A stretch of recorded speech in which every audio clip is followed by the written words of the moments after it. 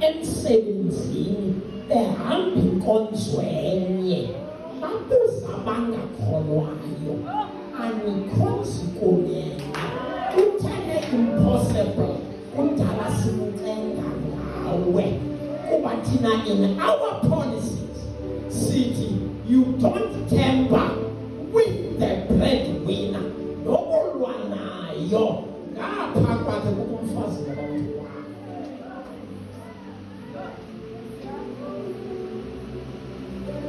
kunqandwe abantu benkonzo beleka nabangenelela abayedi bathi ayiswenzeka.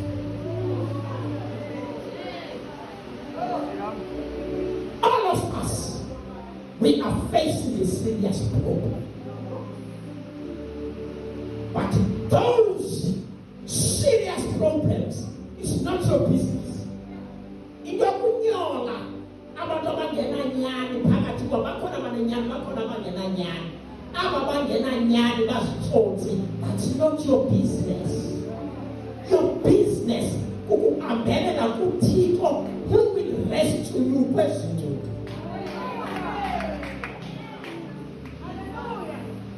Akakena nento amakhosa kuhlelwe phezu kwezinto ziyokonyaniswa ukuhlanjwa ngebhokhwe.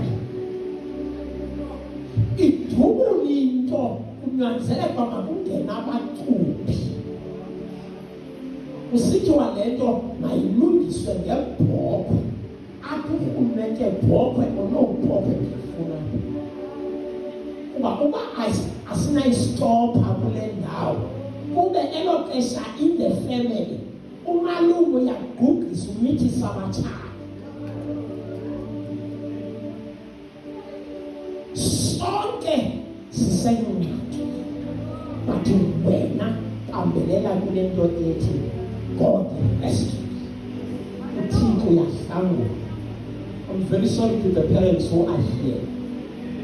Into abazali bephuthula abantwana bakwazi ukuba ne-access kwezinto ze-technology bebathengela with the expensive gadgets kanti bafake i-time bombings zivala iimpahla zibabala abantwana babakhona bonke kanti abantwana baya ngaphandle batsila igate nge-technology. When you're busy ubhatala an expensive things ubhatala i-installment ngento ekhitha umntana wakho.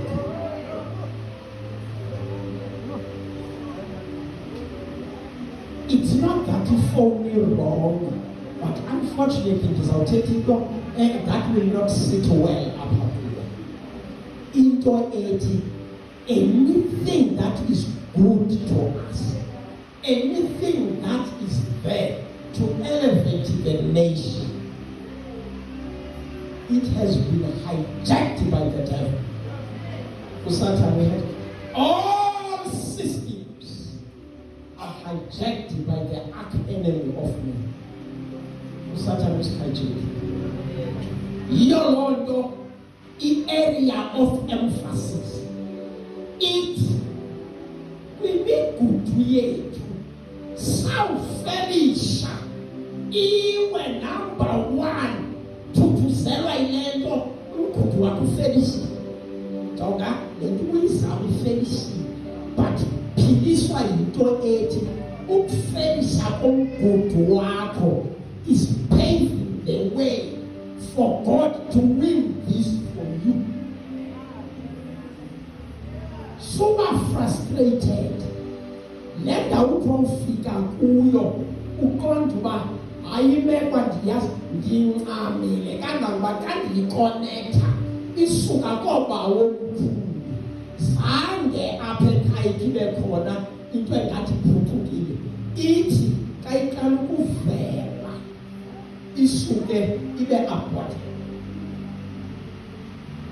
Funa ukuqinisekisa into ethi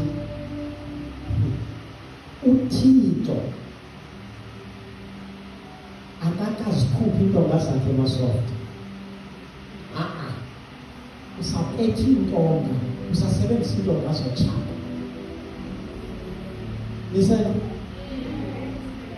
uThixo usasebenzisa intonga zotshaba, akakazikhuphe zakhe. Usathane ethwa ngentonga zakhe. Uthi akuvalela ngelitye, akuthixo ngena litya lizosusa. I will provide you with the means to use that stone as a stepping stone. Yeah. Jonga, lengxaki yakho that has demotivated you. Yile uThixo afuna uyisebenzise to elevate you. Amen.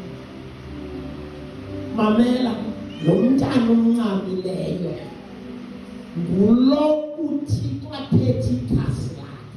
Okay. Wena uncamile. Xa uncamile wena uThixo akancamile. Hayi. Xa unubhida utshaba, sulila phambi kotshaba.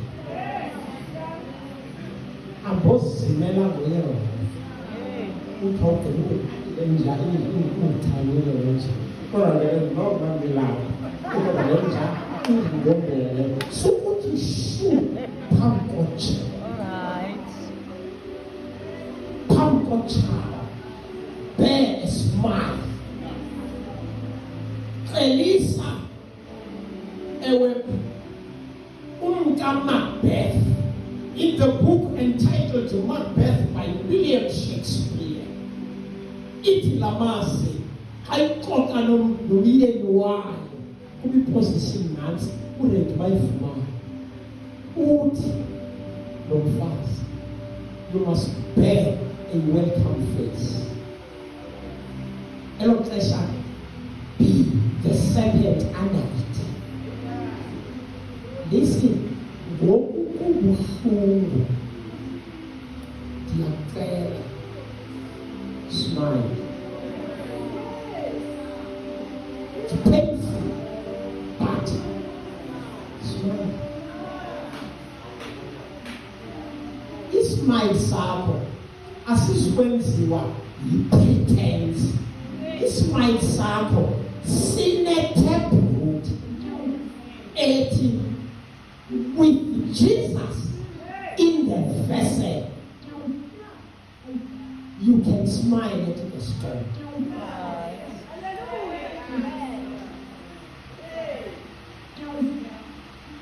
Awunyiswa ungabikho kwestorm, kodwa unyiswa intoba unabanye kwistorm. Ungena nabanye. Jonga xa usiya kwi-interviews, usazi uba ukwilisti yabantu abakhaphayo zikuthiwe ii-processes zilandele, i-advertising, ukhona yena lo selesaziwa. Niseko uye phaa usazi uba nawe yinto nje, but umahluko uya phaa uhamba noThixo.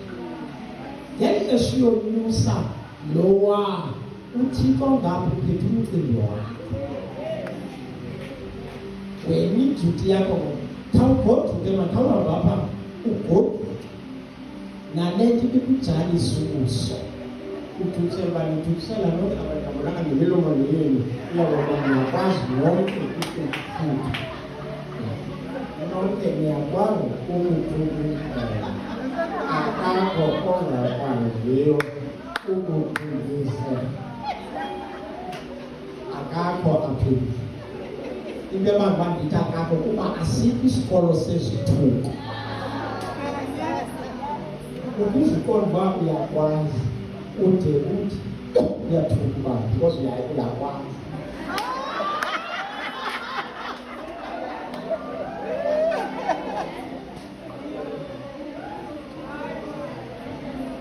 I will sum up everything. Pampoba ngingene kule mizuzu ishiyekileyo kule ncwadi yeGenesis. I will sum up ngelithi kule community lapha kweli gumbi. Nathi bendizokucela kuyo, do your part and God will do the rest.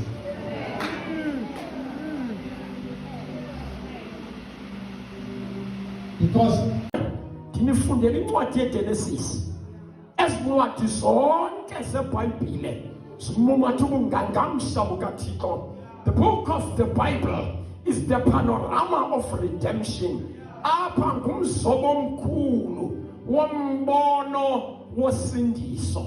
Apho uThixo utshotshenhla ekusindiseni kwakhe akanankazathi. Yaye nguye yedwa okwaziyo ukuyenza lento. Khona abantu benzawuthetha inyani ethi into emenza uThixo abe nguThixo izolo, abe nguThixo namhlanje, abe nguThixo nangomso, kuba into abantu abangakwaziyo uyenza uyakwazi uThixo. Into abantu abakwazi uyenza akayenzi uThixo. Wathi ufika kwingcwaba likaLazaro, wafika ilitye livalile, yaye aba bantu babekho, ngaba bebekho emngcwabeni, ibingabo ababethenga ilitye. Ebenakuthetha ngezwi lisuke, but uYesu wathi lisuseni ilitye, kuba bayakwazi ulisusa ilitye. Into abangakwazi uyenza kukubuyisa uLazaro. Iinkabi zenkomo, ifatyi zotywala zazingakwazi umbuyisa uLazaro.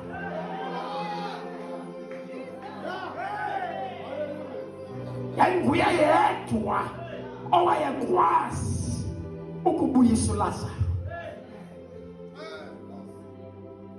Wathi lisuseni ilitye kuba bayakwazi. Athe balisusa ilitye, wathetha ngezwi apha engcwabeni, wasebenzisa amagama amabini, iikhomandi zazimbini.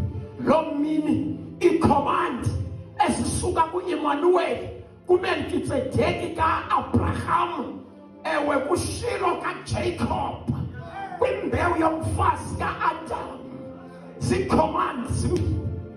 Eyokuqala ikhomandi ithi Lazaro. Eyokuqala le ithi Lazaro, kawuvusa umntu umbiza ngegama. Nivunga sendibaxelele, ndibani vuka, sendibakumbiza ngegama. Ndibani vuka, vuka bani. Nezeko ke uYesu wasebenzisa the same thing. Wathi Lazaro, uthi awukumbiza, waqiniseka uLazaro uvukile. Into yesibini awayithethayo wathi phuma. Awunawuthi phuma umuntu elele uma bemnyango lo. Hayi ulele uthi phuma. Awukwazi kaloku baqa. Funeka uqala umvuse kuqala ahlale. Wamvusa uLazaro. Wathi awugqiba wathi phuma. Waphuma uLazaro. Waphuma uLazaro ebotshiwe, ehamba ngolu hlobo. Thandelwe kaloku, ehamba ngolu hlobo. Waphuma uLazaro. Nisekho? Yeke imbali kaLazaro, okamadoda namankazana akholelwa okokuba umntu ke efile ubizwe nguThixo usezulwini, mabaye phaya eBhayibhileni bawukrasula la maphepha aphethe ibali likaLazaro. Mabaqale bakrasule lona kuqala. Okamadizelisa uburhulumente bukaSathana ngaphandle kweBhayibhile.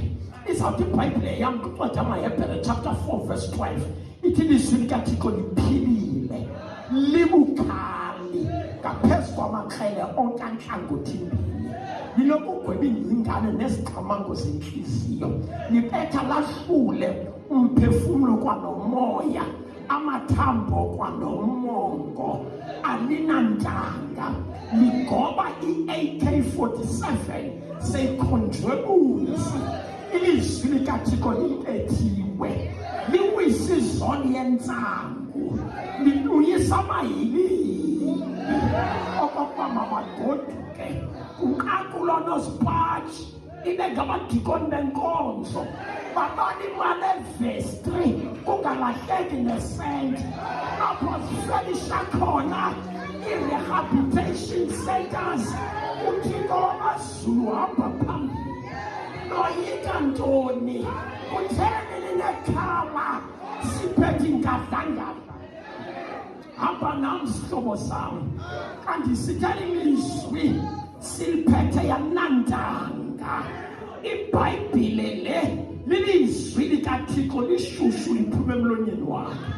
Andinakhala kulamaqonga noma imbumbulu ingathisa kuba kule South Africa ndikholelwe xa ndisithi imbumbulu idle emntwini kangangoba igama lam seliselistini sesikhazela isniper kodwa jonga ibali elimhlophe uthetha apha ezantsi kwalo uzawuthi